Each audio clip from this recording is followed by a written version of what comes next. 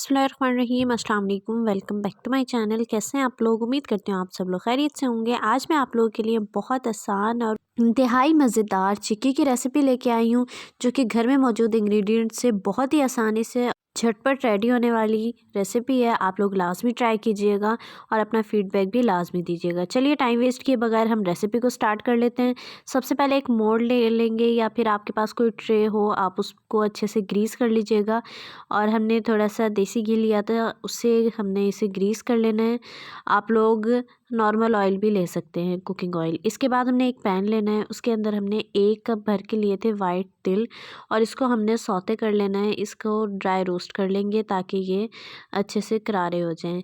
आप लोग ख्याल कीजिएगा कि ये फूटने नहीं चाहिए या जलने नहीं चाहिए। लो फ्लेम पे हमने अच्छे से इसमें चम्मच चलाते हुए और इसको भून लेना है। इसको भूनने के बाद अब ये देखें, ये देख के ही इस नज़र आ जाएंगे कि इसका मॉइस्चर ख़त्म हो गया है। फिर हमने उसको ठंडा होने के लिए रख देना है साइड पर। उसके बाद 1 कप हमने चीनी ली है, इसे हमने कैरेमलाइज़ कर लेना है चम्मच चलाते हुए। और कैरेमलाइज़ करते हुए ही हमने लो फ्लेम पे इसे अच्छे से इसका कैरेमल रेडी कर लेना है। और जब इसका कैरेमल रेडी हो जाएगा, फिर हमने इसके अंदर वो 1 कप तिल जो थे भुने थे हमने, वो इसमें ऐड कर देंगे। इसके बाद इसको अच्छे से चम्मच चला लेंगे। आप लोग इसकी खुशबू खुद भी बहुत मज़े की होती है, वरना आप लोग इसके अंदर इलायची ऐड करना चाहें तो आप कर सकते हैं।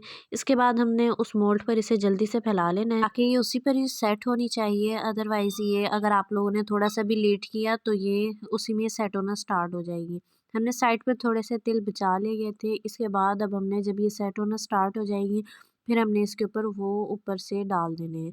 इसके बाद अब हमने हल्के हाथ से इसके निशान बना लेने हैं ताकि जब ये अच्छे से सेट हो जाए तो हम इसे आसानी से तोड़ सकें। इस तरह से निशान बनाने के बाद इसे हमने तकरीबन 1 घंटे का या आधे घंटे का रेस्ट दे देना है, और इसके बाद ये बिल्कुल रेडी हो जाएगी। आप लोग इसी तरह भी इसे सर्व कर सकते हैं। आप लोग इसे ईज़िली 1 महीने से 1.5 महीने तक ईज़िली स्टोर कर सकते हैं। आप लोग लाज़मी ट्राई कीजिएगा। उम्मीद करती हूँ रेसिपी आपको पसंद आई होगी, तो वीडियो को लाइक कर दीजिएगा, चैनल को सब्सक्राइब कर दें और साथ वाले बेल आइकन को हिट कर दें। इंशाल्लाह मिलते हैं न्यू ज़बरदस्ती रेसिपी के साथ। तब तक के लिए अल्लाह हाफ़िज़। अपना बहुत सारा ख्याल रखिएगा और मुझे दुआओं में याद रखिएगा।